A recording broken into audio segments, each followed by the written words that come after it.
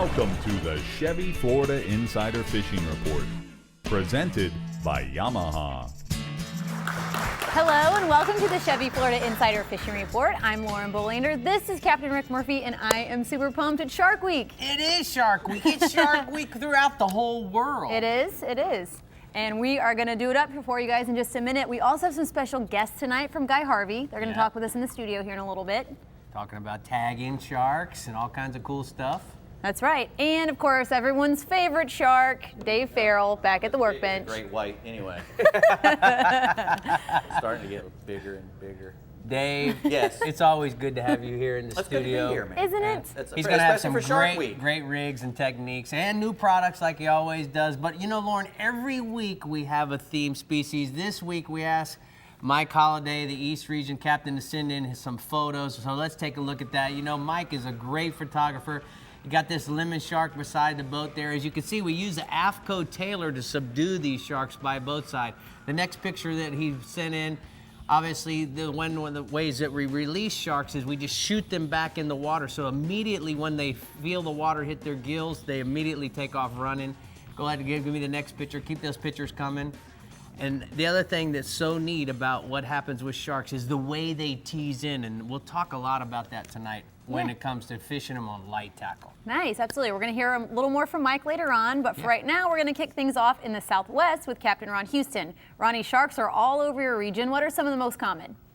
Well, you know what, guys, to tell you the truth, it's always a pleasure being here, but the southwest coast of Florida offers a variety of ways to catch them. You can catch them inshore, you can catch them offshore, and you can even catch them in the back country all throughout the region. Now, the most common can be the nurse, the bulls, the black fins, and the bonnets, but don't be surprised if tigers and hammerheads do show up. Now, on the offshore side, you can concentrate on wrecks, reefs, ledges, or following migrating schools of fish, whether it be the tarpons, the mackerels, and so on. Sharks can be caught on large live baits and even cut baits, especially where heavy chumming might be involved. Now, on the inshore side, for the guy who likes polling, you can catch these fish sight casting, especially on the lower stages of the tide along flats and edges, where basically the whole shark is slithering on top of the flat. Plenty of opportunity to throw a fly at them, sight casting, soft plastics, or whatever you'd like to throw sight casting. Also, deep passes and a variety of opportunity all along the beaches, all through the region.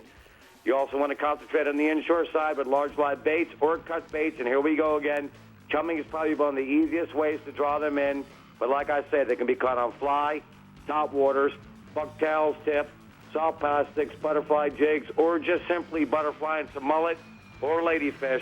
They're really not hard to catch, but if you're going to go through everything I suggested on catching them, however you rig your tackle, always make sure you at least have some heavy leader, or I strongly suggest for 100% bite and catch and release, wire is strongly recommended to catch these fish. But on the offshore side, it's been great for the permits with the weather we've been having still, and it's been going on for the last couple months. Fishing most wrecks and reefs from Fort Myers Beach to Stump Pass, still at about 8 to 20 miles out of most noted structure, and I strongly say in or around the structure. Like I've said in the past, don't think you're going to pull up a number and these permits are going to go jumping up. You got to just have patience and wait for these fish. Drifting or anchoring on top of the number or drifting up to a quarter of a mile away. Have some patience. Depending upon the wind direction is the direction you want to drift towards. Baits include live crabs with a 3-0 to 5-0 circle hook, bucktails if you can't catch the crabs, or troll rights with shrimp, and I strongly suggest, whether it's bucktails or troll rights, bright colors, typical size, 15 to 30 pounds. Now, on the inshore side, last week we talked about the snook up in the northern end of the region. Same pattern, but back on the southern end of the region, especially with all the fresh water we're having. Concentrate from Marco Island to Gordon's Pass. I strongly suggest the late night incoming to the early morning fall, fishing docks, seawalls, shadow lines, and large boats with swift current. Look for the bait to be spraying, and also listen for these fish to be popping. An easy way to find these fish if you think you're fishing in the wrong area. Baits are live shrimp, pinfish pilchards, or 8-ounce silver spoons, Bass Assassin 4-inch jerk baits, or shrimp in the colors of root beer, white, and chartreuse. Also small white bucktails and chartreuse or pink.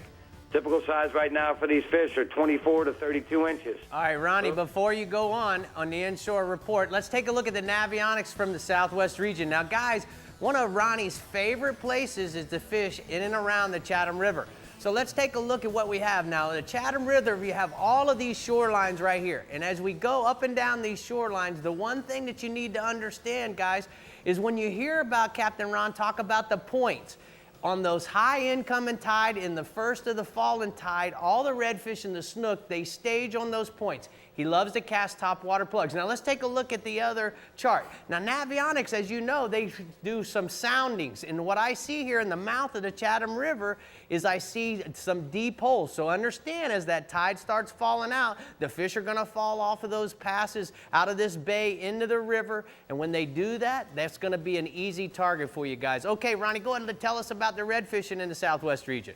We know the redfish a little further to the north. Right now you want to concentrate on Bull Bay to Turtle Bay, the West Wall all the way to Cattle Dock Point fishing. Now listen to tides that are specific, because the late afternoon tides are going to be the higher stages of the flood tide. Late afternoon incoming to the top of the high. Now once these tides flood out, you want to cast along the mangrove shorelines, especially where there's roaming mullet. Cut bait seem to be work better, that these tides are going to be later in the afternoon with temperatures up in the 90s. So I strongly suggest, while using them cut baits, mullet, ladyfish, or crab. Also, if there's not too much floating crabs, for the artificial enthusiasts, there ain't nothing like skipping gold spoons or the root beer colored Bass Assassin 4-inch paddle tails on a light jig head, skipping the bushes. Typical size for these fish are anywhere from 20 to 30 inches, and I know a lot of guys who fish for the redfish all through the region like to use 20 or 30-pound leader. One hint I'm going to give you, if you're skipping the bushes, you're using light tackle, and the redfish hits you, you better have on some 40 to 60. With the water being tannic, the visibility of the leader ain't going to matter. It's pulling the fish out from the bushes. All right, Ron, great start for us this week, and I appreciate it. I'm going to go ahead and take a look at the hot spots from the Southwest region. Captain Ron says inshore, tarpon, Plover Key to Indian Key, fishing the mid-morning low on the outer edges. 4 to 6 feet of water is where you want to look for those tarpon.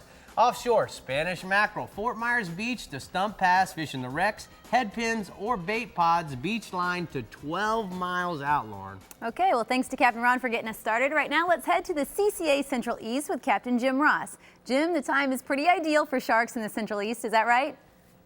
Oh, you got that right, Lauren, because right now we've got all sizes and flavors of sharks right here in the CCA Central East region. The only thing right now that's biting better than the sharks off the Central East region are the no-see-ums at dusk down at Sebastian. So if you're down there, bring some bug spray. Right now, you can catch fish. It really doesn't get any easier. You can catch as many as 20 per day. We've been out there drifting and slow trolling with live mullet and live pogies, and anywhere from about 15 feet out to, actually I should say, we hooked one today, 125-pound blacktip in 7 feet of water right off of the Cocoa Beach area. So there's plenty of sharks, but all the way out to the 90-foot depths. And there's sharp nose, there's golden dusky, there's black tips, there's spinners. I've even seen scallop hammerheads chasing cobia pods up on Hetzel Shoal this past week. So there's a bunch of different kinds of sharks out here, and there's a lot of them. You really want to concentrate on mainly the bait pods. If you get away from the bait pods, you're getting away from the food source. So find the bait and then look for the sharks around it. Use a short wire trace. And I normally use some number 5 wire or so. That'll kind of keep you from cutting them off.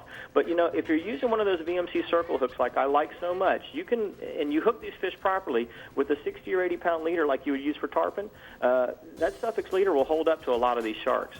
So your average shark is running about 8 pounds for those little sharp nose, and then up to about 30 for your average black tip or golden dusky. Like I said, some of those hammerheads and those black tips are getting over 100 pounds. And I've got a picture that was Kyle Easel had him out this week with his dad, Keith Easel, and we caught this nice black tip, one of the variety of sharks that we caught that particular day. That fish is right in the 85 to 95 pound class. All right, what else you got offshore, Jim? Well, cobia. I mentioned that I saw some scallop hammerheads actually chasing cobia the other day. The cobia this week is still pretty good. Now, here's the key, though. You want to bring a large landing net. I have been seeing a lot of undersized fish being gaffed this week. Now, it's 33 inches at the forks, folks. So you need to net these smaller fish instead of gaffing them because, in fact, just on my trip on Wednesday, I saw 2 separate boats gaff a cobia and then measure it and then have to throw it back overboard because it wasn't legal. That is nothing. You're basically looking at crab bait. So try not to hurt these fish if you can. A simple small net will put these fish in the boat very easily, and you can put them right back overboard if they happen to be too small. Now, we've also got a lot of mangrove snapper on our inshore waters this week. Now, if you're fishing up in the Ponce through Edgewater area, you want to look at docks, rocks, and bridge pilings. But there, anywhere throughout the region where you have current and those specific types of structure, you can catch fish. Right now, the Haulover Canal's got a lot of fish inside of it as well, so you can catch them right there around the rocks at the Haulover Canal, right on the either end of the Mosquito Lagoon. And then we've also got them inside Port Canaveral. For them, you want to use either live pilchards or small live finger mullet or live shrimp, and you want to put them on a VMC hook, and you want to use a very, very small weight to keep that bait in place. Most of those fish are running 3/4 of a pound to just under 2 pounds right now. And then the other species that I've got inshore is trout. We've had a decent trout season on the shallow flats, but Mosquito Lagoon is still the top place to go this week. Now, anglers want to use topwater plugs during dawn and dusk periods and fish near the mullet schools, or we have some glass minnow schools that have come in. You can fish around those glass minnow schools and catch some nice trout as well. In the middle of the day, you want to switch over to pigfish and work the edges of the flat. And in that 3 to 5 foot depth is where you want to concentrate the most. Now, don't be surprised if you get quite a few redfish while you're doing this, because they're holding in exactly the same areas, and they're hitting exactly the same baits right now. But our average trout is running 14 to 16 inches, and there are a few fish running into the lower 20-inch range. They are pretty common right now, right here in my Central East CCA region. All right, thanks. Great report. Thank you, Jim. We're going to go ahead and get a look at the hot spots from the Central East region. Captain Jim says inshore, snook at the Sebastian Inlet. Use Rapala X-Rap 14 lures in the olive green color during the outgoing tide. And then offshore, sharks in 20 to 40 foot depths off Cocoa Beach. Slow troll or drift live pogies rigged on a VMC 8/0 circle hook with a short leader, Lauren. Short wire leader. Short wire leader. Yeah. Got it. Gotta All be right. Thanks, Rick. Good start. Guys, stay with us. On the other side of the break, we're going to head to the Northwest with Jeff Hageman, and we'll hear from Dave at the Workbench. Look at him over there already. We've got a lot more coming up here on the Chevy Florida Insider Fishing Report. Stick around. The Chevy Florida Insider Fishing Report is brought to you by the Florida Lottery, Yeti Coolers, wildly stronger, keep ice longer, best parts, best prices, Bennett Auto Supply, Captain Harry's Fishing Supply Company, Chevy, the IGFA, Conservation Through Education, Get Your Hands Wet, and Olukai. You, sir, own a new Silverado, the most dependable, longest-lasting, full-size pickup on the road. And the best pickup coverage in America. I never get tired of hearing that. Nice call on the Victory Red. Victory is mine. The Chevy Model Year End Event. The 13s are going fast. Time to get yours. Right now, get 0% APR financing for 60 months, or current Chevy truck owners can trade up to this Chevy Silverado All-Star Edition with $1,500 option package discount for a total value of $9,000. It's 200 streamlined horsepower of Yamaha forward thinking. The all-new F200 inline 4-stroke.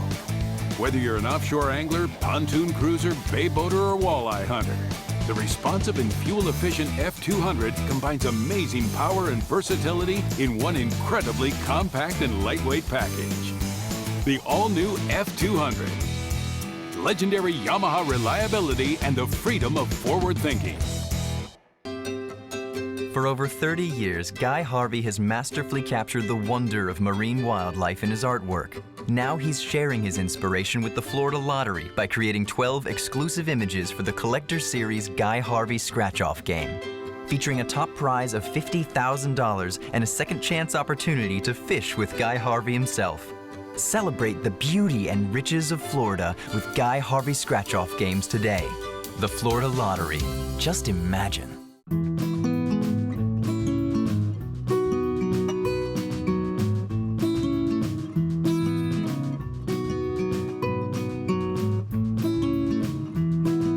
So many great experiences to share together, Marathon is the perfect place to keep your kids grounded, and an even better place to watch them soar.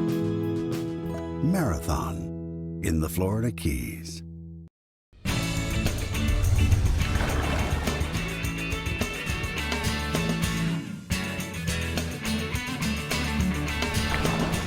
now let's go over news and notes from the FWC. The FWC is holding alligator hunting classes, and your last chance to catch one this month is August 11th at the Sanford Civic Center in Sanford. As always, you can find more info at myfwc.com. Right now, let's head to the Jägermeister Workbench for Off the Deep End.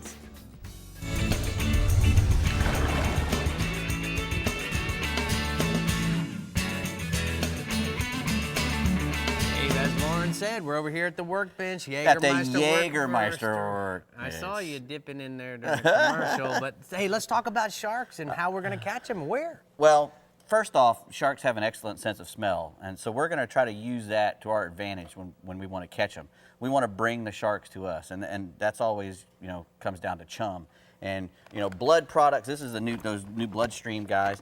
They're making a bunch of different chums, but this is their shark chum. That's their top predator chum, and it's blood-based. I don't know if it's mammal blood or what, because you have to be careful about what kind of chum you use when it comes to IGFA rules. If you catch a great big shark and you had mammal chum out, you might not get your IGFA. Why is that? Well, they have different rules. Like, you're not allowed to use mammal chum to chum up a shark for a record. No kidding. Anyway. So. Yeah, you shouldn't use a... Well, we'll talk about the ex-wife thing and the... Yeah, exactly. Okay, later. You All shouldn't right, be doing got any of it. that.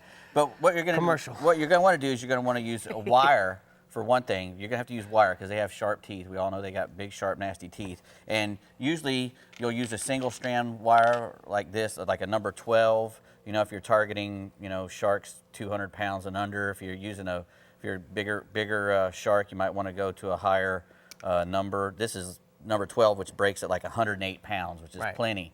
It's going to be hard for a shark. So let me ask you: does the color wire you think matter? Copper No, I don't think it makes any difference at all to a shark. Once you get them up chummed and and they're ready to eat your live bait or your dead bait or whatever you have out there, it doesn't matter.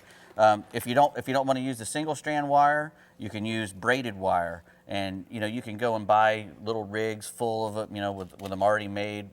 With braided wire rigs and swivels on them, or you can make them yourself. Ready rigs. Yeah, ready rigs. What most people don't know is that this black steel-on, actually you can build rigs real easy without crimps. If you just twist it and heat it with an open flame. So Here, we're gonna you go hold the through. hook.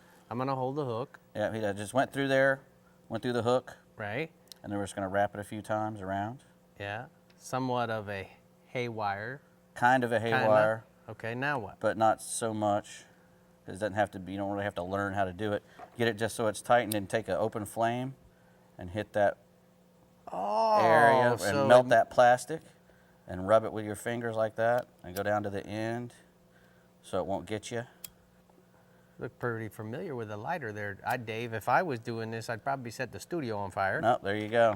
And once that gets a little cooler, you can't break that and it won't come off. Oh my God. Yeah, That's crazy. It is crazy, and this is like 30 pound. So you can go to 60 pound wire, which is this wire here, which I just made one a few minutes ago, and you can build your whole rigs like this, like I've done this here. Now I've had on braided wire the sharks that have jagged teeth, like a tiger shark and a hammerhead. I've had them actually chew through the braided wire versus the single shark. Well, that's another good reason to use a big circle hook. Because if you're using a circle hook, the leader isn't even in their mouth. If this finds the corner of their mouth like it's supposed to, and it's stuck right here in their jaw, the leader is away from their teeth. And you put I built this leader in like 3 seconds with that twisty deal. I put a little, a swivel onto a braid, and then just I didn't make as long as I would want. You want to make your main leader kind of long, about as long as the shark you think you're going to catch. Got it. Because if you go shorter than that, a lot of sharks have a tendency to roll next to the boat. And if they roll up the leader and then get into your main line, he's going to break it and go. Great point. Look, I can tell you, I've seen it. You got 30 seconds. Well, there's 3 things that you don't want to do. You don't want to bring any shark in the boat for a picture. Right. I mean, there's guys who will do it, but that's where the problems start. That's where most accidents happen. You drop the fish, it bites you. You put your hand in the fish's mouth, it eats you. Don't try to get your hook back next to the boat. Yeah. Any hook is not worth your finger, your forearm, or anything that shark can bite. Go ahead and let the hook go away. Third thing? Always wear a pair of wiring gloves and have a cutting tool nearby when you have a shark next to the boat so that you can get away and get out, and the wire or the leader won't hurt you, because he gets his head and that thing starts slipping, you can cut your hands. Try to use a long release tool if you want to try to get the hook out. Right. This is one of the old kinds for the Accurate used to make called Predator. It slips over the leader and goes down, and you can actually use it to jerk and jam and try to get the hook out of the corner of the mouth. And the other thing you guys can get is the AFCO Tailor. That kind of helps subdue the fish, you know what I mean? And once you pull this propeller out of the water, it gets pretty docile. Yeah. All right, speaking but of he's never docile enough to put in the boat. No, speaking of docile, Lauren, what captain are we going to visit next? Well, we're going to go to the Yeti Northwest region where we find Captain Jeff Hageman. That sounds good. All right, Captain Jeff, you two have plenty of sharks to choose from in your region, right? We've got a ton of them. We've got great hammerheads. The record was caught on our coast over here. It was caught down in Boca Grande, but we got hammerheads, we got bull sharks, black tips, tigers, makos, barred heads, lemon sharks. There was even a great white caught off Sand Key back in the 70s. So we've got them all. You want to start off, everybody's been talking about it, good chum slick. It's a great idea. The fresher the better. Get the frozen box over the water, little blood in the water. The lower your bait, the better the bait. Mackerel works really good. Bonita works really good. Cut those up, chunk them out depending on the size of the shark you want to catch. And the size of your shark you're targeting and the size of the bait you want to use. Stingrays is another great bait. Bull sharks and hammerheads, love them. They eat them like crazy. They're really smelly, they're really oily, and they pull fish in really good. Their livers got a lot of oil to them. Skyway Bridge is a place a lot of people go fishing that don't have boats, and you can drift the bait out pretty good on either side of the Skyway Bridge. Great place to fish. You want to make sure you got good tidal movement. That'll carry your chum out and pull the sharks right to you. And I got a picture there of a bull shark with me. Used that a couple times, but that's a hell of a shot. Oh, a little one, eh? A little one. I wish you would catch something that we could really talk about. Hag, I mean, come on, quit messing around with those little ones and let's just get with the program. That looks awesome. That is awesome. Hey, what else you got for me, bub? I got snook fishing inshore. Captain Jason Lineberger of Ruthless Fishing Charters out of Tampa Bay reports good snook fight right now, upper Tampa Bay. Actually, it's middle Tampa Bay, but Weeden Island area, Picnic Island area, right now with live sardines or pinfish has been the best bait. You want to look for good moving water. You want to get on the points and any kind of creek mouth in those areas that are pushing water around. Get up. These fish are going to be ambushing baits as the tide's moving. So incoming or outgoing tides have been working good. And pitch your baits up tide. Let them drift through that little corner of that gap or right in that mouth of that creek. And that's where most of the fish are lying. All right, let's go offshore. Offshore, yeah, grouper report right now has been coming in throughout my whole region right now. Fish from anywhere from 70 feet to 150 feet. It's a pretty broad range right now, but you want to fish over the rock piles and ledges, pin fish and cut sardines on a standard bottom rig. It's been working the best. I say this a lot. Start off with that dead bait. You can get a chum box to the bottom and get those fish fired up. You'll catch a lot more fish and get them really going right now. This heat, you want to get them fired up and really get those big ones moving into your chum.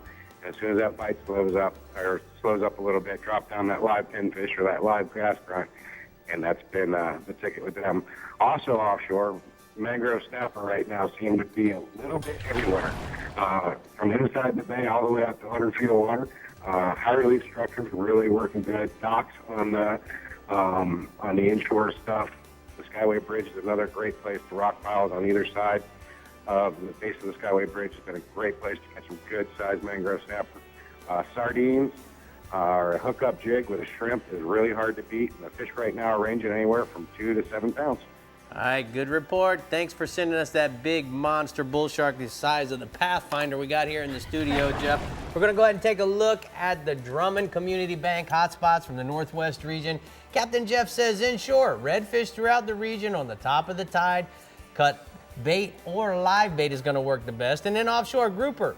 Red grouper and gag groupers in 70-plus feet of water over the ledges, rock piles, and live rock. You're going to use pinfish for bait, Lauren.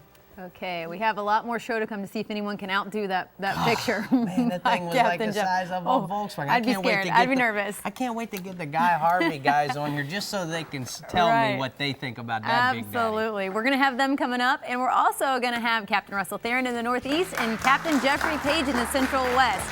As a reminder, those studio audience guests will be here. Guy Harvey guys coming up next talking about shark tagging. You You guys, remember to check out our website, like us on Facebook, and follow us on Twitter at Chevy FIFR TV. The Chevy Florida Insider Fishing Report is brought to you by Yamaha. Reliability starts here. Guy Harvey Clothing by AFTCO. Bass Assassin and Saltwater Assassin. The best lures, period. Blue Water Outriggers. Everything for your outdoor adventures. Croquis, made in the USA. Drummond Community Bank. Costa. See what's out there. And Lumber Rock. Introducing Helmmaster, Yamaha's first fully integrated digital boat control system. With Helmmaster, you can start your outboards with a swipe of a paw and control them with a single lever. Outboard trim and steering friction adjust automatically as you accelerate and decelerate. Adjust engine speed with the touch of a button. The Helmmaster joystick provides the means to navigate and dock precisely with confidence and ease. Take control of your next vessel with Helmmaster at your command. At highway speeds, things can get pretty windy. That's why the Chevrolet Cruze Eco has active aero grille shutters that close at higher speeds to improve aerodynamics. With an EPA estimated 42 miles per gallon highway, the Chevrolet Cruze Eco offers the best highway fuel economy of any gas engine in America. Always thinking of ways to give you more while using less. That's American ingenuity to find new roads. What is CCA? CCA has been representing recreational fishermen for over 25 years, and when your rights to fish are threatened, the CCA is there to make sure government regulators are making sound decisions. I'm a life member of CCA, and when fishery decisions are being made, the CCA in the room is fighting for our recreational rights. We need to give our kids the same opportunities to fish as we did. Do what I did. Go to ccaflorida.org and join for only $25 so you can protect your recreational angling rights.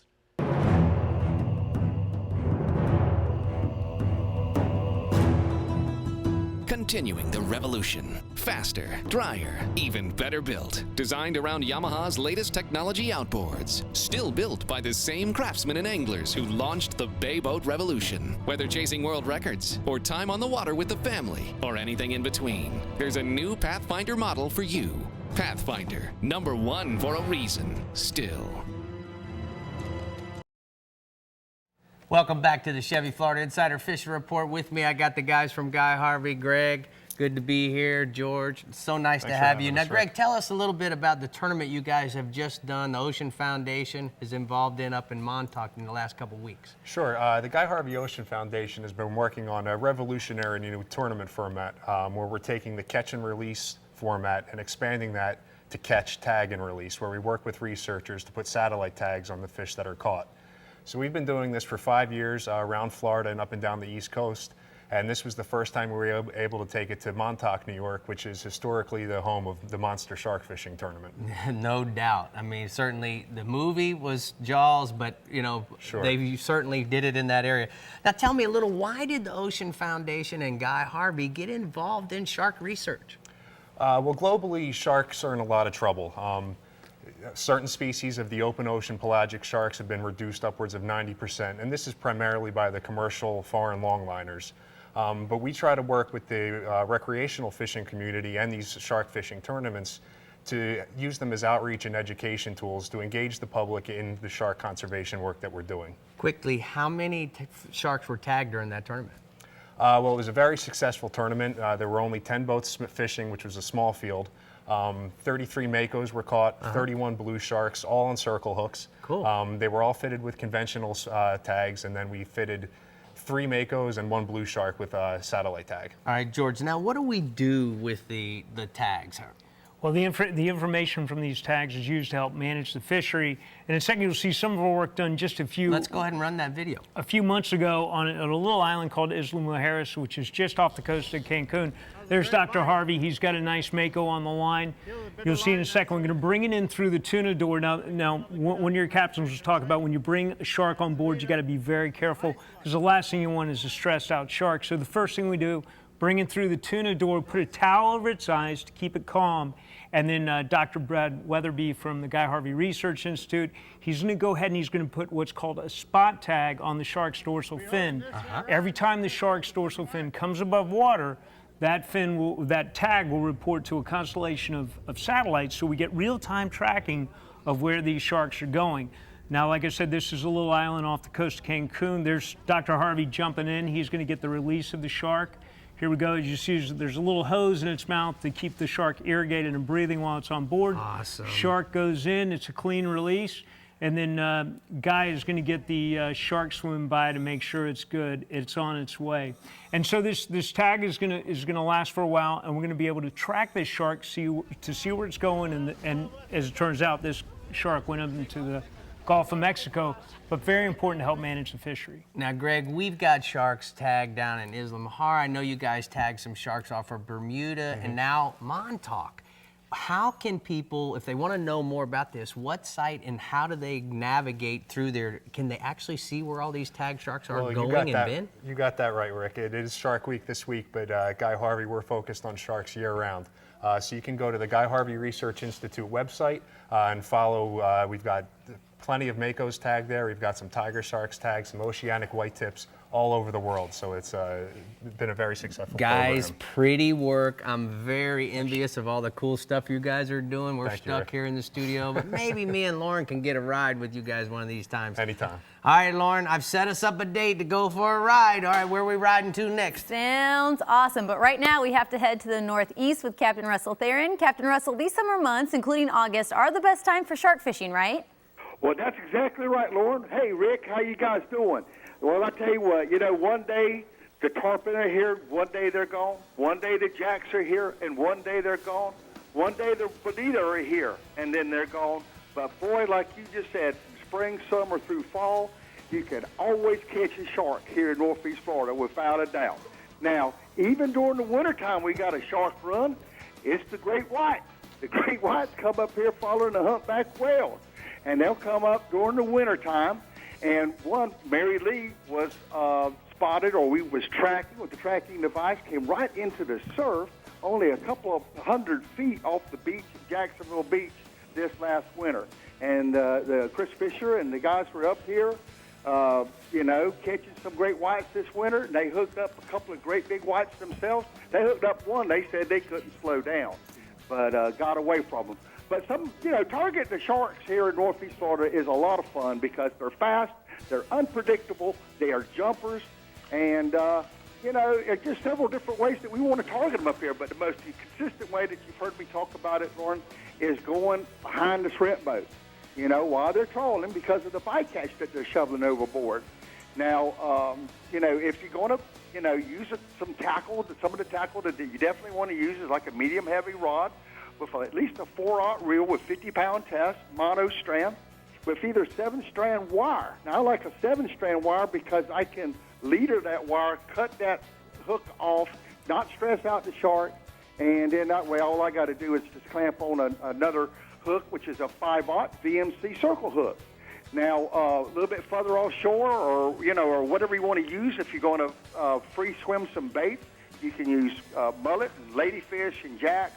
But, you can cut that up or let them free swim, but they won't last 30 seconds behind a shrimp boat. Okay. What's a typical size, Russell?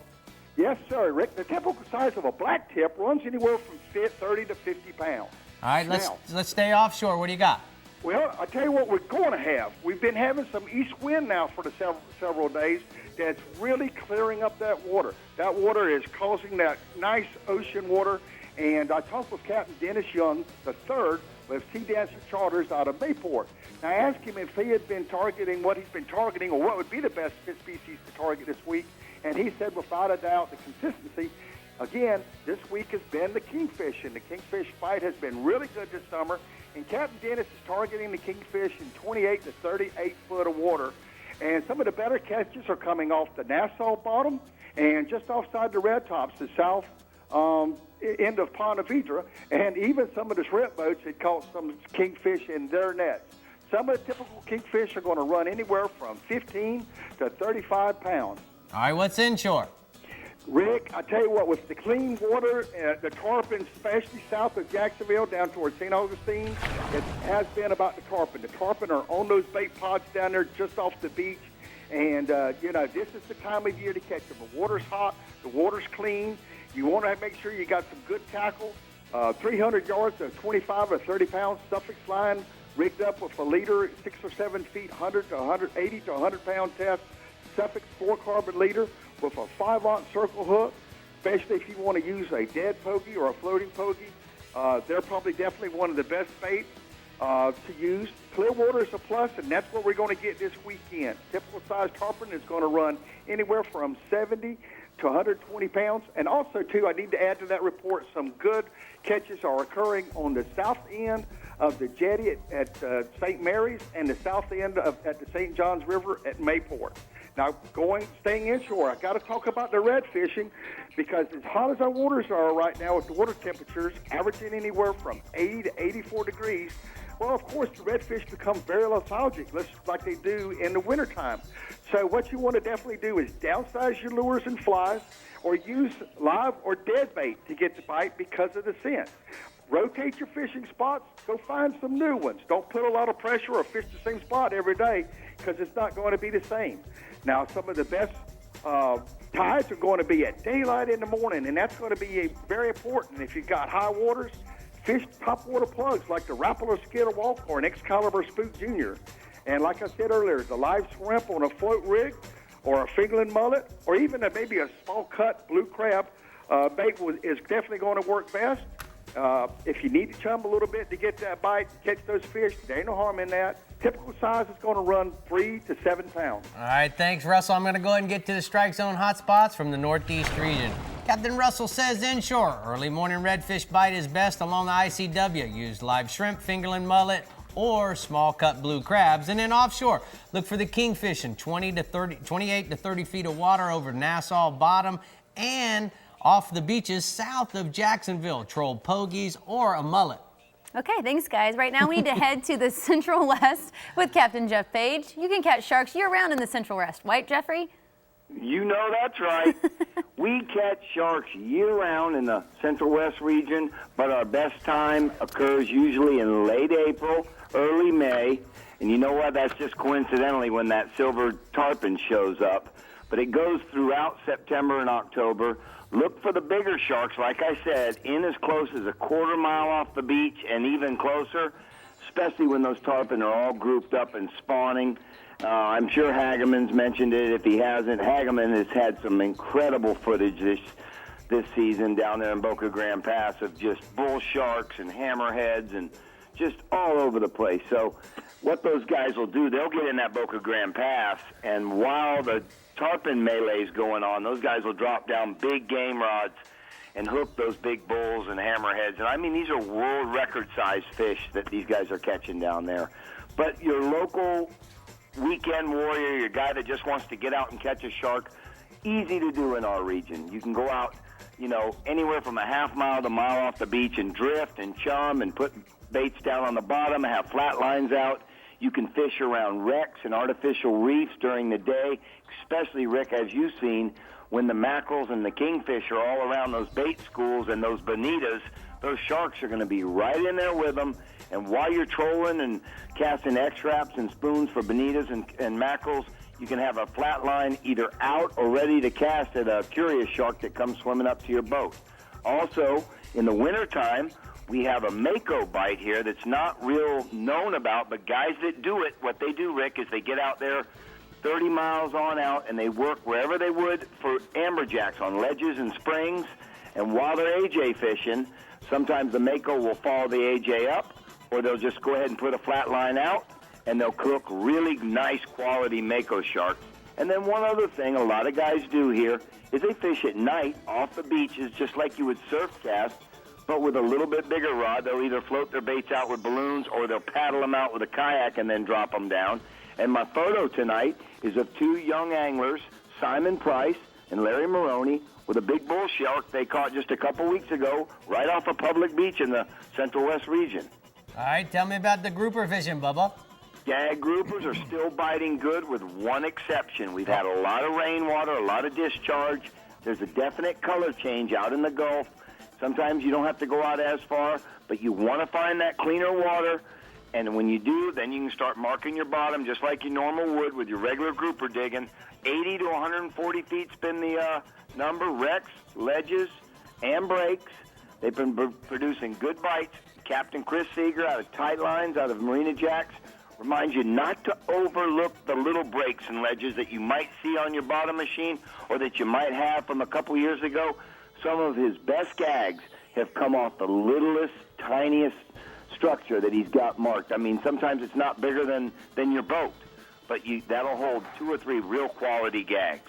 Rolling inshore, redfish, the reds are schooled up throughout my region, and it's just going to get better, as well as a lot of smaller 2 to 4 pound fish around the mangroves and the oyster bars during the higher stages of the tide, especially in Palmasola and Teresita Bay, as well as Lemon Bay to the south. As for the schools, try and get out early, ride around, look for the fish to raise up, or pay attention to the bait schools and the birds hovering over the bait schools, because a lot of times you're going to see jacks, bluefish, and redfish feeding on them. If you catch that before you run it over, slow down, drop your Minn Kota trolling motor, ease in there, throw topwater plugs, throw soft plastics, throw jigs, throw subsurface lures, or best yet, throw a handful of bait out there, and then you can keep those fish near your boat and get everybody throwing into them and catching them. Some of the lures that work, like I said, the Saltwater Assassin Golden Brim Sea Shad on a 1/4 ounce hookup jig head is tough to beat. Species 2, Mango Snapper. Seems like every summer, Rick, that we get mega rain, the inshore Mango Snapper bite goes off.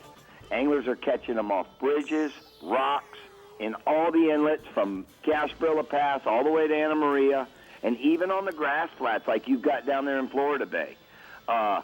Around the mangrove islands, the key, Rick, is good tidal flow and being able to set up on your target, be it a grass flat, be it an oyster bar, be it a dock or a bridge.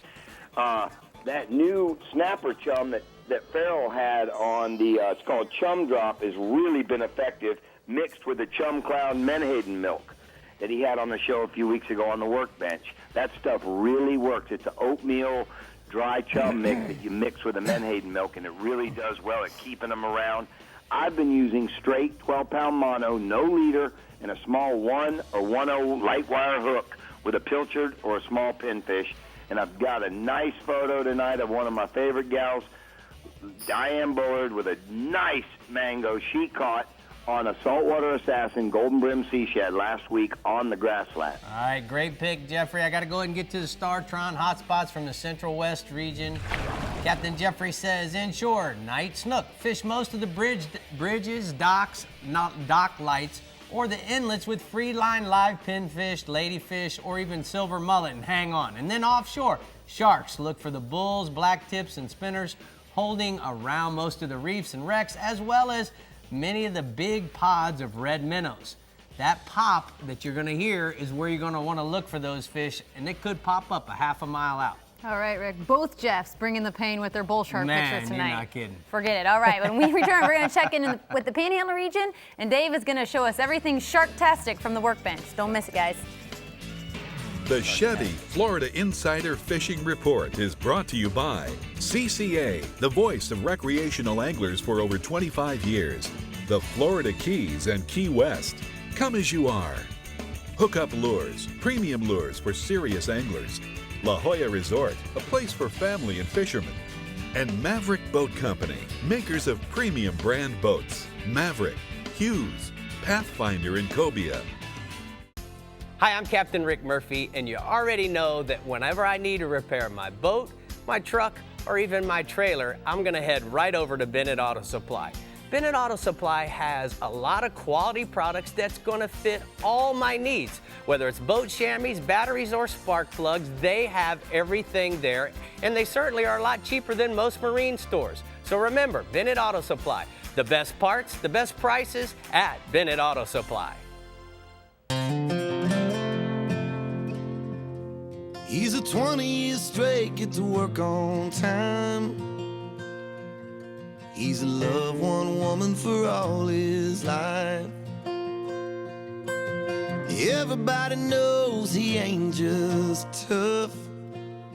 He's strong. The all-new 2014 Chevy Silverado. Strong for all the roads ahead.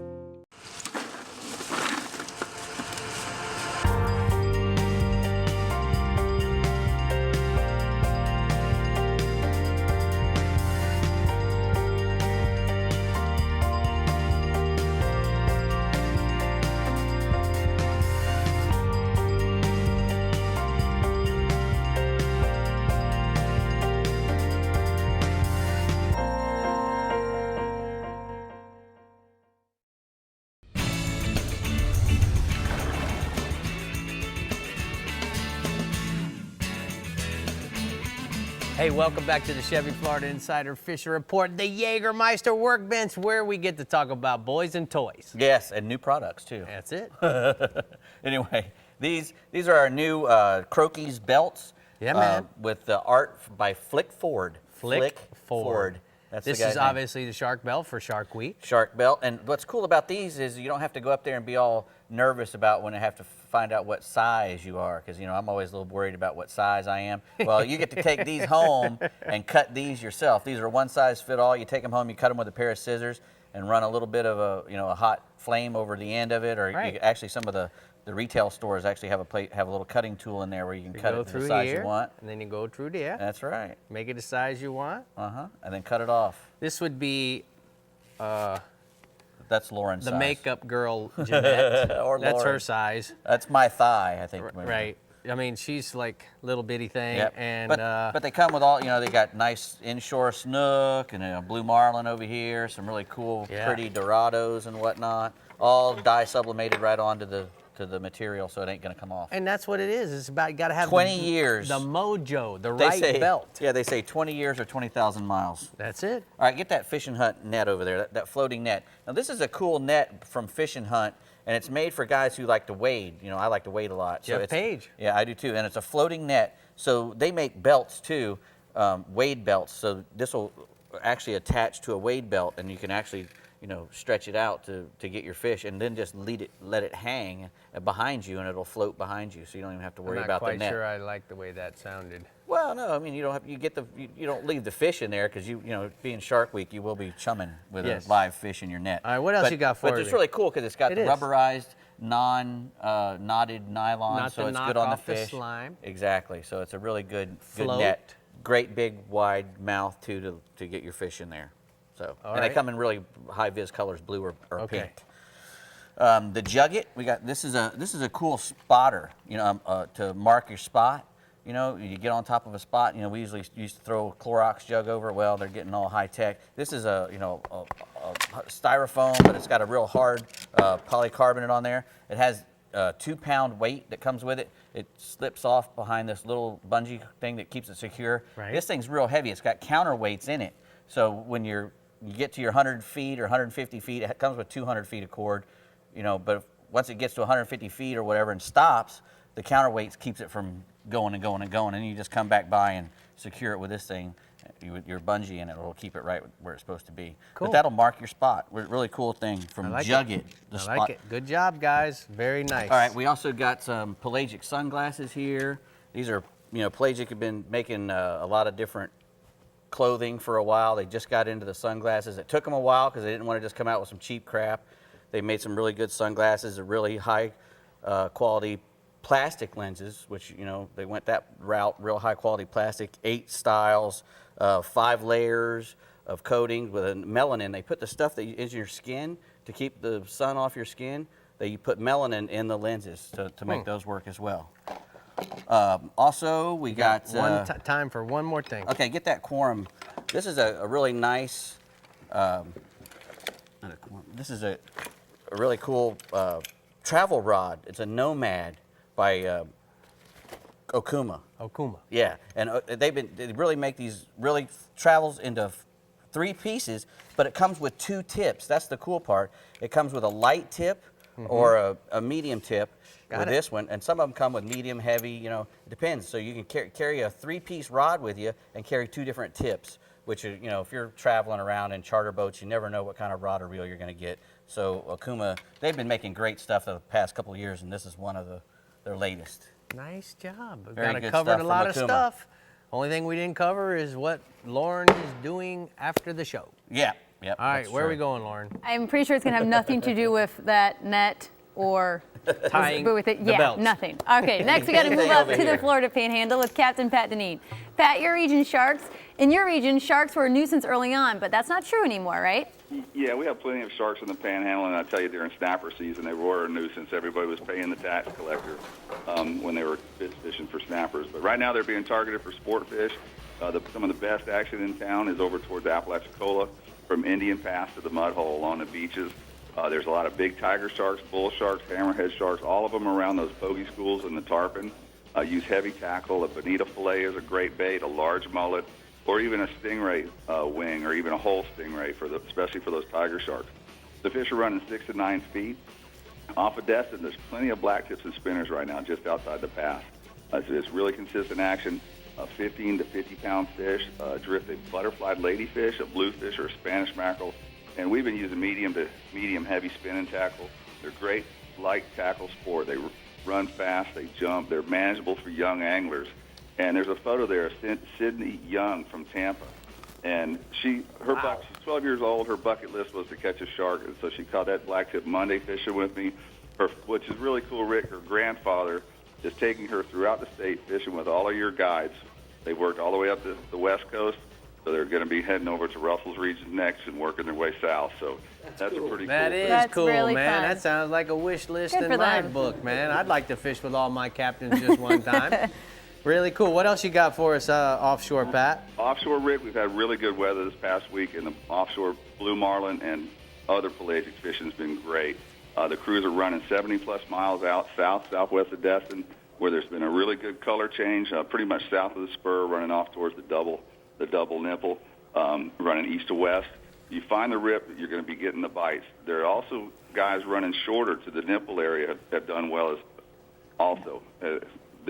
The water's not as blue there, but it's blue enough, and there's plenty of bait. Captain Keith Quick on the Seawolf, he fished earlier this week just around the nipple, found a great grassy edge, caught a nice mess of wahoos. Wherever you end up, hedge your bets. Fish a mixed spread to capitalize on both the dolphins, the wahoo bites, but also be ready for the blue marlin. The blues are running 300 to 500 pounds, the dolphins to 30 pounds, and the wahoos 20 to 40 pounds. And there's a photo there of a real pretty blue marlin caught with Madison Curran out of Pensacola. They were in the spur area fishing on the Starbuck, which is a Cabo boat out of Pensacola. So really nice picture, nice fish. Hey, Pat, do me a favor before you go inshore. I want you to get that guy's size. We want to send him a Chevy Florida Insider Fishing Report instead of a Ron John shirt. All right, and I want to send him one. All right, let's go inshore. You got it. The flounder bites are doing really good in Port St. Joe. The scallopers are pretty much got the south end of the bay choked up fishing for scallops. So most of the fishing action has been going up on the north end of the bay, around the Eagles Harbor area, both north and south of the harbor. They're fishing the roll downs, the sand edges, the sand grass edges, and the channels. Use either a Carolina rig baited with a small finger mullet or a bull minnow hooked on a kale hook is a good way to go. You make a long cast right along the edge, especially where that grass and sand meets, and slowly bring that bait back along the bottom. If you don't have live bait, a jig head with a chartreuse soft plastic tail with a red curly tail works really well. Just slowly bounce along the bottom. The fish are running 1 to 3 pounds. And then finally inshore, the Spanish mackerel. There's been a good bite in Pensacola Bay on the incoming tide. Captain Brad King's been targeting the Massachusetts wreck, the hard bottom grass flats on the south side of the bay, and the gully right along the Gulf beaches. Cast or troll, a diamond jig, a straw rig, or a topwater plug, and even a swimming plug. Off of Destin beaches, both east and west of the pass have been very good. You're also going to catch plenty of bluefish and ladyfish as bycatch. So if you want to minimize that, kind of wait till you see the Spanish and then cast. There's been a lot of small Spanish, 8 to 10 inches, but plenty of nice fish up to about 4 pounds. All right, thanks, Pat. I'm going to go ahead and get to the blue water outriggers hotspots from the Panhandle region. And Captain Pat says we're going to drift a bonita or a stingray slab in Indian Pass for large bull sharks, tigers, or hammerheads, and use heavy tackle because you're going to need it, guys. And then offshore, Take advantage of the weather, run south to southwest 60 to 75 miles to the Rip and catch dolphin, wahoo, and billfish. Man, it sounds like it's going off up there, man. Sure does. You guys stay with us because when we return, we're going to hear from Jimbo Thomas in the Southeast and Randy Tao in the Florida Keys. There's so much more to come right here on the Chevy Florida Insider Fishing Report. The Chevy Florida Insider Fishing Report is brought to you by Chevy, the Florida Lottery, Best Parts, Best Prices, Bennett Auto Supply, Contender Boats, Performance through Innovation, Navionics, We Start Where the Roads End, and Guy Harvey, artist, explorer, marine scientist, conservationist, and diver. You, sir, own a new Silverado, the most dependable, longest-lasting, full-size pickup on the road. And the best pickup coverage in America. I never get tired of hearing that. Nice call on the victory red. Victory is mine. The Chevy Model Year End Event. The 13s are going fast. Time to get yours right now. Get 0% APR financing for 60 months, or current Chevy truck owners can trade up to this Chevy Silverado All-Star Edition with $1,500 option package discount for a total value of $9,000.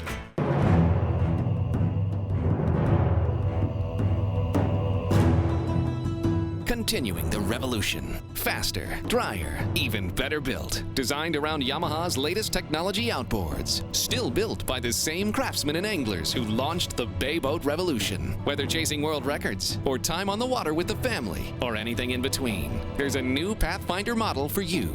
Pathfinder, #1 for a reason, still.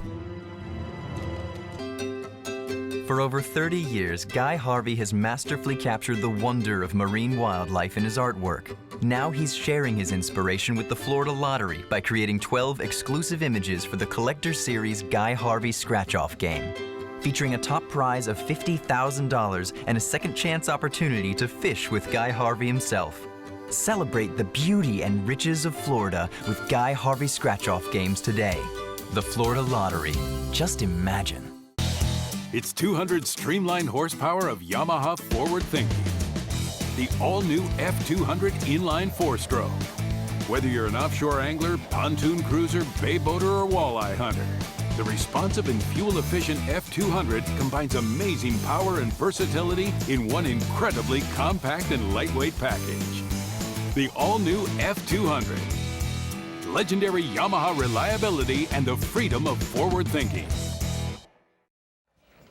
Welcome back to the Chevy Florida Insider Fishing Report. Right now, we're going to head straight to the Southeast region with Captain Jimbo Thomas. Jimbo, you come up with quite a lot of sharks in the Southeast, isn't that right?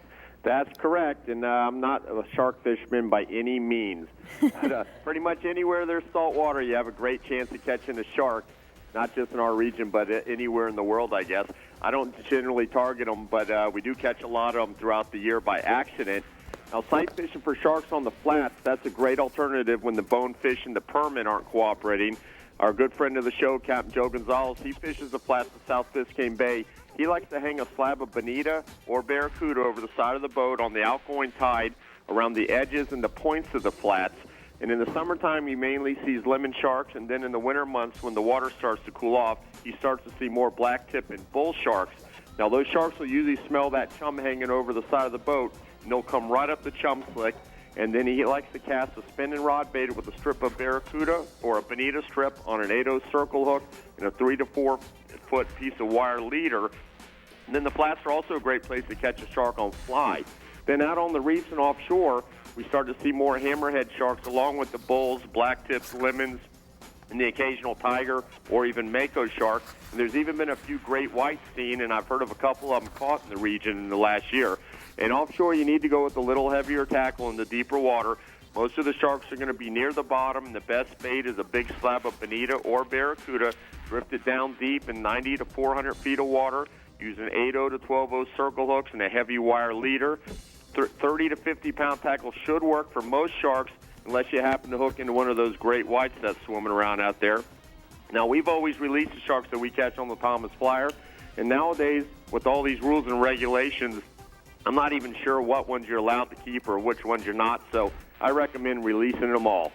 Then staying offshore, we've been finding dolphin every day in the last week, 10 to 16 miles offshore.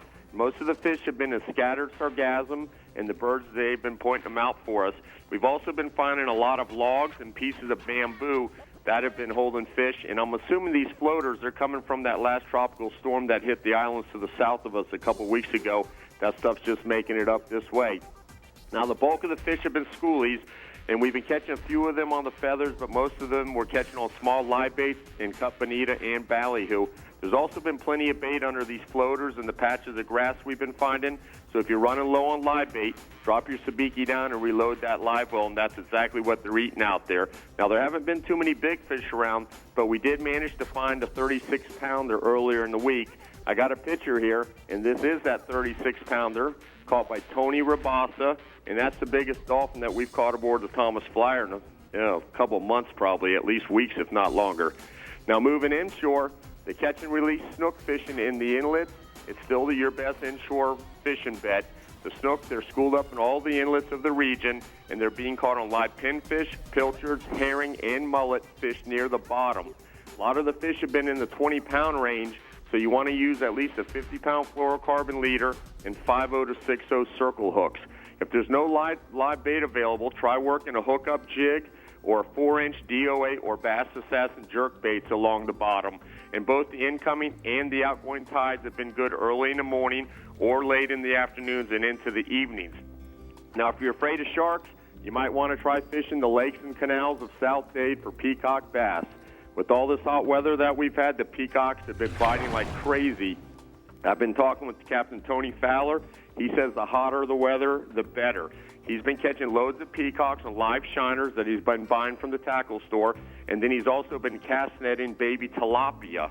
And the artificial bite has also been good, and he's been using small rapalas. But if you want steady actions, live bait's the way to go right now. The late afternoon bite has also been good, especially after those afternoon thunderstorms pass by. And most of the fish, they're being found in areas with good moving water. And there's also been some largemouth bass and small tarpon mixed in. Now, I got a picture here, and this is a beautiful peacock bass caught by Eileen Angulo, and she was fishing with our friend Captain Tony Fowler. All right, great job, Jimbo. I'm going to go ahead and get to the sports grill hotspots from the southeast region. Captain Jimbo says, inshore, we have sea trout on the grass flats, North Biscayne Bay eating trigger egg shrimp under Cajun Thunder, or snook tarpon on live baits in the inlets. And then offshore, search for those dolphin offshore under the birds and around floaters and weed lines. Okay, Rick, we're going to move right along to Captain Randy Tao in the La Jolla, Florida Keys region. And Randy, sharks are pretty easy to come by for you as well, right?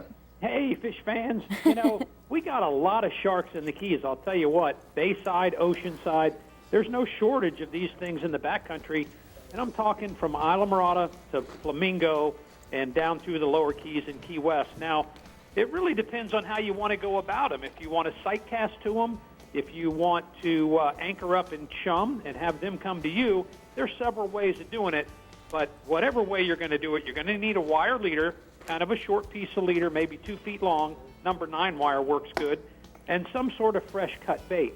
Now, these fish are pretty aggressive, so all you really need to do is cast it in front of a moving fish, and chances are he's going to swim over and eat it. Now, there's lots of sharks in the backcountry area, especially lemons and bulls.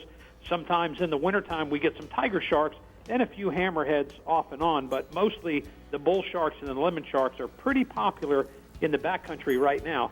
If you're a fly fisherman, you're going to want to anchor the boat and put a fresh bait on the bow of the boat and let that scent get out with the current, and those fish will come to you, and you can throw a bright-colored fly, an orange, a red, something like that, in front of these fish as they come up to that bait you have hanging over the side, and you're going to get these sharks to bite your fly rod, and it's a lot of fun this time of year.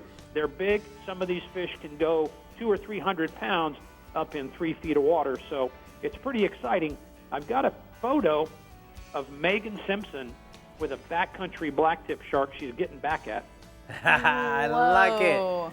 That's like it. I like it. All right, let's go stay inshore. What do you got for me, bub? You know, Rick, this time of year, we've got great permit fishing in the backcountry, all through the backcountry from Isla Mirada to Flamingo, but also out in the Gulf, on the Gulf Rex. Now, depending on what you want to do, some of these fish in the backcountry, early morning you're going to find them schooled up. You'll find them tailing on some of these channel edges. And also, if you're a fly fisherman, that's a good place to get them. But if you really want to target the permit this time of year, go out to some of these Gulf wrecks. You don't have to go that far. 15 to 20 feet of water is about all you need to do, and you're going to find these fish up on the surface, especially if you get a calm day. That's the trick this time of year. If you get a calm day, these permit will float. You'll actually see them up on the surface with their tails out of the water, and some of these schools are rather large. They could be a couple of hundred fish in a school. You're going to want to have a kind of a quarter-size crab and a smaller hook, like a quarter-ounce hookup, or a 1/0 VMC circle hook, something like that on these permit. Throw ahead of them and just hang on, and as that crab sinks down, these permit are going to find it. Now, I've got a photo of Captain Bo Basso, who was fishing with 14-year-old Ethan Lake with a nice permit they caught here in the backcountry of Islamorada. Very nice. All right, let's stay offshore, Bub. Blackfin tuna. I've been predicting that they were going to show up, and they did. And the blackfin tunas right now are pretty solid from the Islamorada to the Marathon humps. And if you want to get on these fish, the best thing you can do is go early. Early morning, like as the sun's coming up, you want to be fighting a tuna. That's your best bet. Because right now, it's hot, the sun is out in the middle of the day, and these fish go down. So you want to take advantage of the low light, whether it's at sunrise or sunset, is going to be your best time. If you can get live bait, that's always a plus. Live pilchards out on some of these humps right now, you're going to have some 20 to 30-pound blackfin tunas, and it's a lot of fun. Now, the last few days, there's been some skipjack tunas mixed in with them, so it's been a little tough to target the blackfins. You're going to catch 3 or 4 skipjack tunas before you catch a blackfin, but there's a lot of fish on these humps right now, so small feathers, way back, they're going to work for you, and also live bait. All right, what else you got for me? One more. Dolphin. We got to talk about the dolphin. Still, we have a pretty good dolphin bite. Today, there was some nice dolphin caught. Some of these schoolies have thinned out, and some bigger ones have shown up. And it can be anywhere from 600 to 1,200 feet of water. Now, you're really looking for the birds. You're looking for the birds flying into the current. And a lot of those birds that you see like that, they're going to be on bigger fish.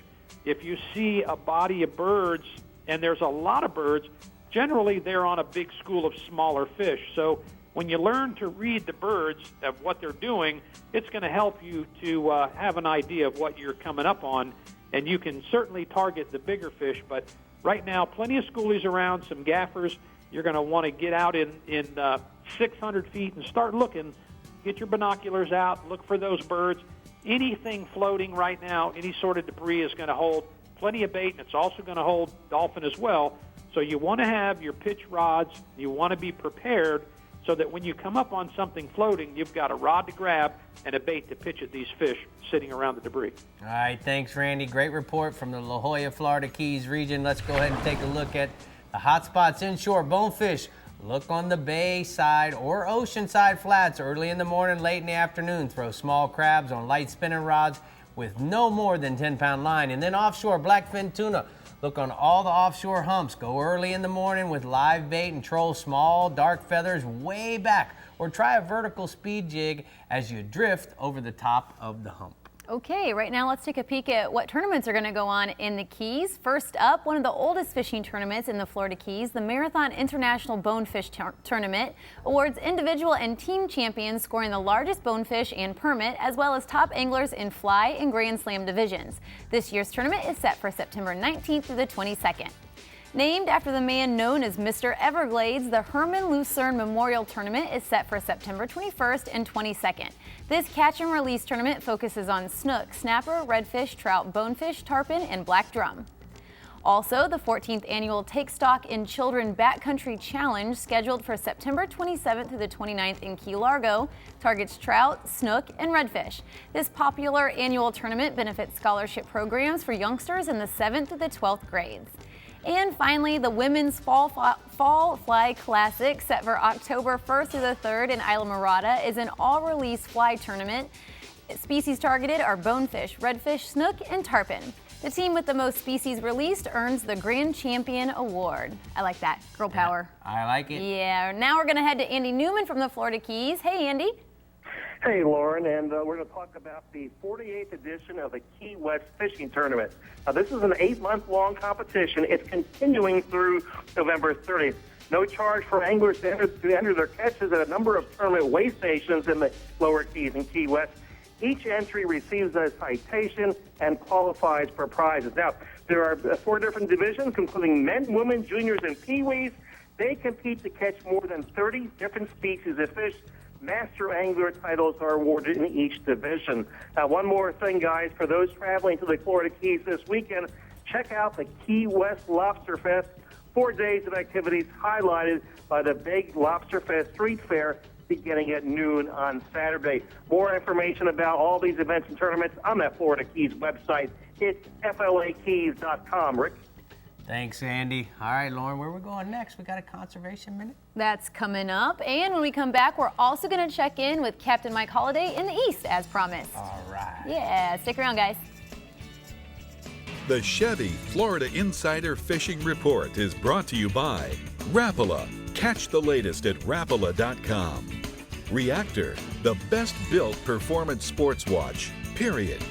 StarTron, cures and prevents ethanol fuel problems. Strike Zone Fishing. Suffix, the world's most hardcore fishing line. And Yamaha, reliability starts here.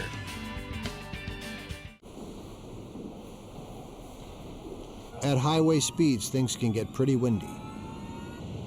That's why the Chevrolet Cruze Eco has active aero grille shutters that close at higher speeds to improve aerodynamics. With an EPA estimated 42 miles per gallon highway, the Chevrolet Cruze Eco offers the best highway fuel economy of any gas engine in America. Always thinking of ways to give you more while using less. That's American ingenuity to find new roads. For over 30 years, Guy Harvey has masterfully captured the wonder of marine wildlife in his artwork. Now he's sharing his inspiration with the Florida Lottery by creating 12 exclusive images for the Collector Series Guy Harvey Scratch-Off game, featuring a top prize of $50,000 and a second chance opportunity to fish with Guy Harvey himself. Celebrate the beauty and riches of Florida with Guy Harvey Scratch-Off games today. The Florida Lottery. Just imagine.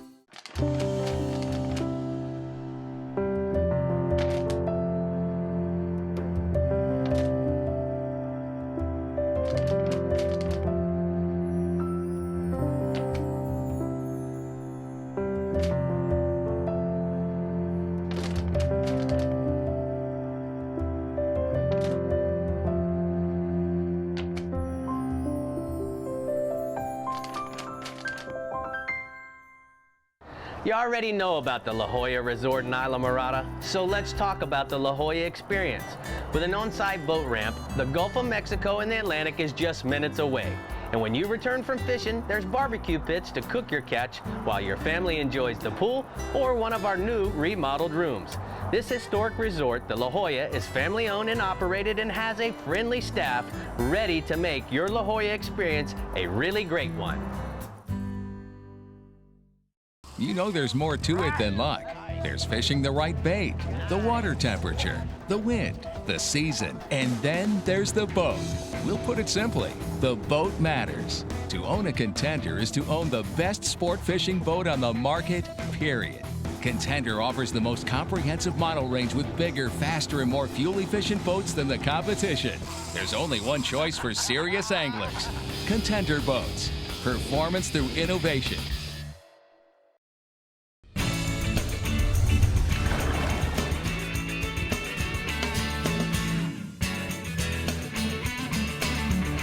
Today's Costa Conservation Minute, it's about circle hooks. Now guys, the reason why we continue to repeat this Conservation Minute obviously is because of the importance. Now, it originated in bill fishing. We started in the late 90s using circle hooks because they truly are a hook that slides into the corner of the mouth, which we're going to demonstrate.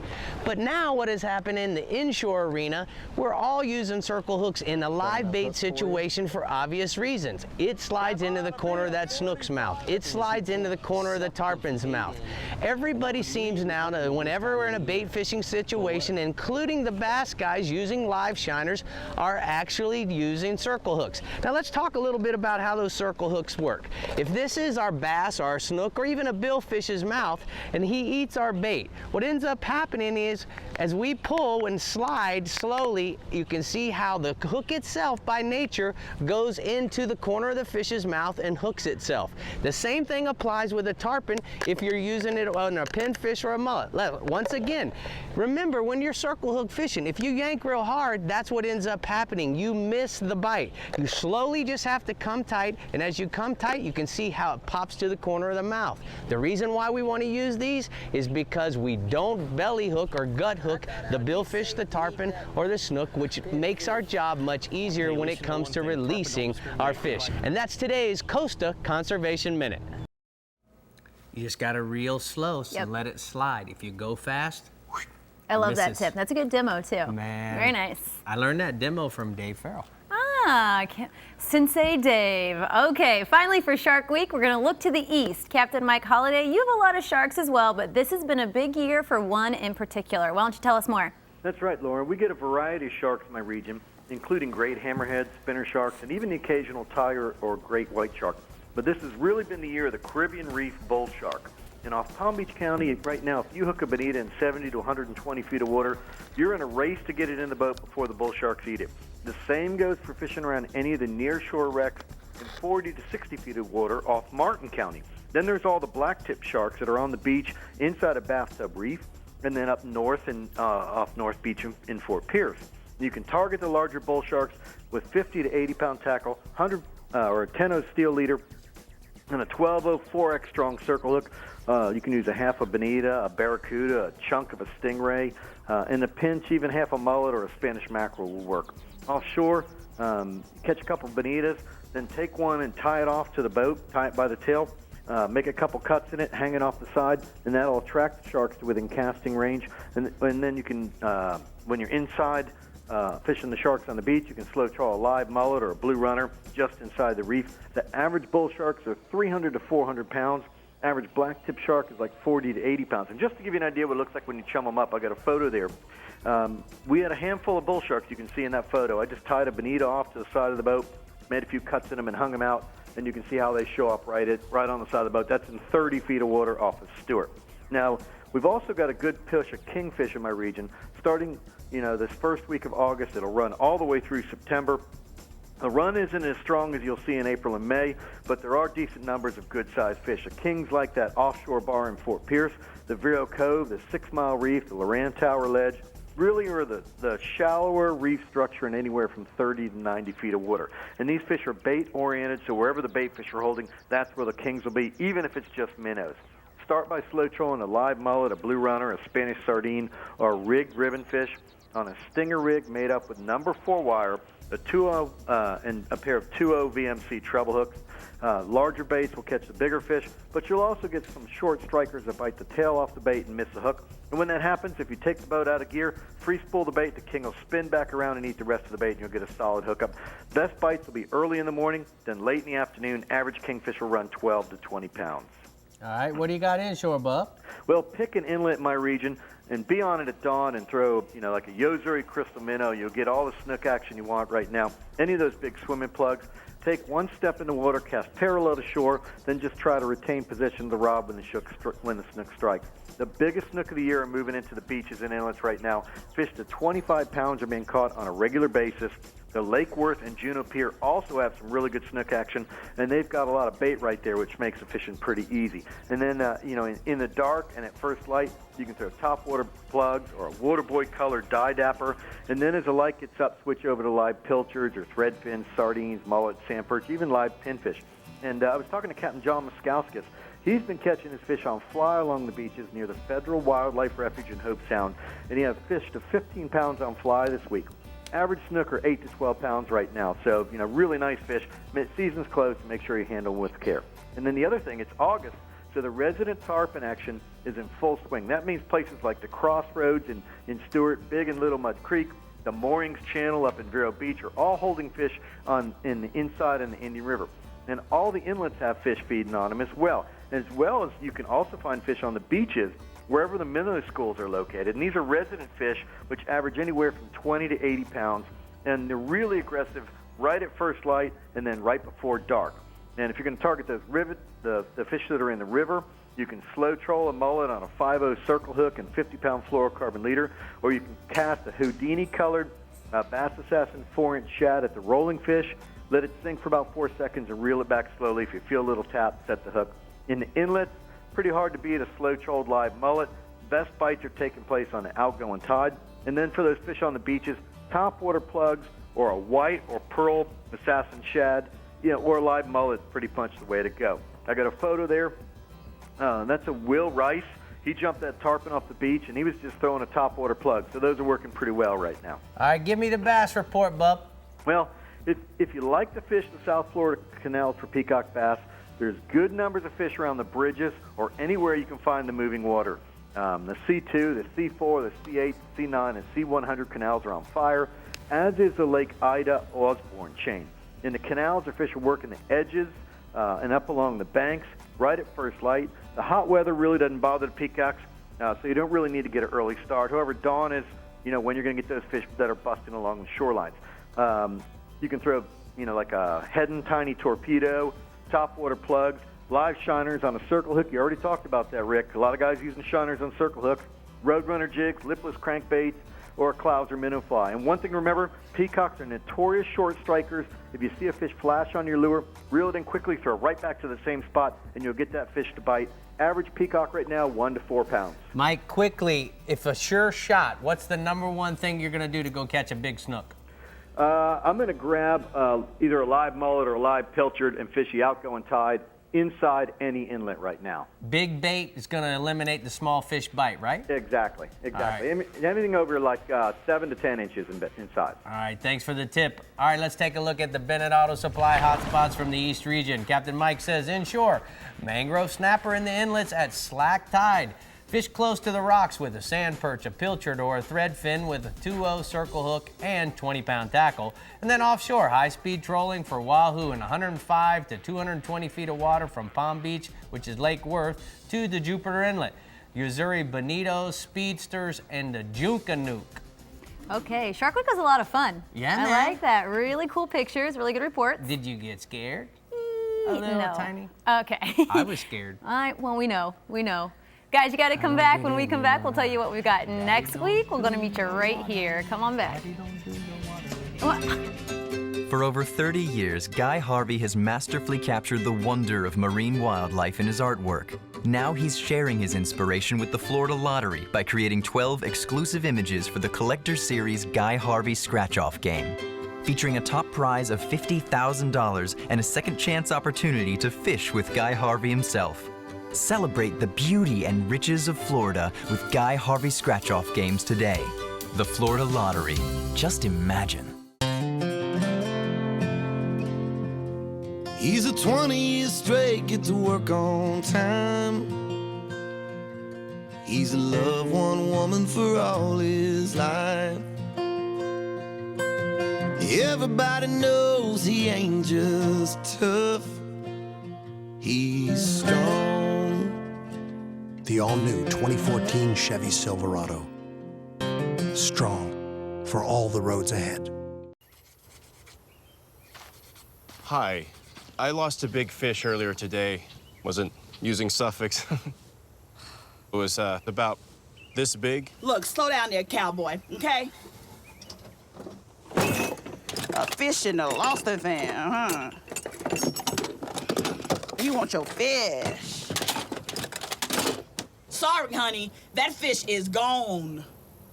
Always use the best line, Suffix 832. Introducing Helmmaster, Yamaha's first fully integrated digital boat control system. With Helmmaster, you can start your outboards with a swipe of a paw and control them with a single lever. Outboard trim and steering friction adjust automatically as you accelerate and decelerate. Adjust engine speed with the touch of a button. The Helmmaster joystick provides the means to navigate and dock precisely with confidence and ease. Take control of your next vessel with Helmmaster at your command. If you like fishing or the history of fishing, then I have a must-see place for you. The IGFA Fishing Hall of Fame and Museum in Dania Beach. What makes the IGFA so cool is that they have theaters where you can learn about the journey of fishing, galleries where the kids can see antique reels or catch a big one, The Hall of Fame room has over 140 beautiful fish mounts, and maybe in the E.K. Harry Library, you may see a live alligator. For more family fun, go to igfa.org. Okay, guys, next week we're talking permit. Make sure to check us out next Thursday, August 15th. You can also catch repeats on Friday and Saturday as usual. Just visit Sun Sports and your local listings for all of those details. Hey, good show tonight, Dave. These chairs are very much more comfortable. They are a lot more comfortable than us standing up, you know Yeah. why? But I got to ask my little man here, hey, Hunter. Hey, can you think my hair could do that? Think I could get my hair to stand up like That's that? a beautiful hairdo. No, it's Dude, like his fin. you know what that looks like? That looks like the skeg on that Yamaha over there on the bottom of that Pathfinder. I wonder if we turned you upside down, could we just skeg you through the water, you think? Hey, we'll try that later. At least it looks really good, buddy. Hey, show me how big the biggest fish you ever caught. Do your hands, show me. No? What kind? It doesn't Oh, matter. what How many kind? kind have you caught? Lots of big ones? You better hurry up and show me. I got 8 seconds. Show me how big. Big, that's what I'm talking about. Hey, thanks for watching, guys. We appreciate it very much. He said, how big?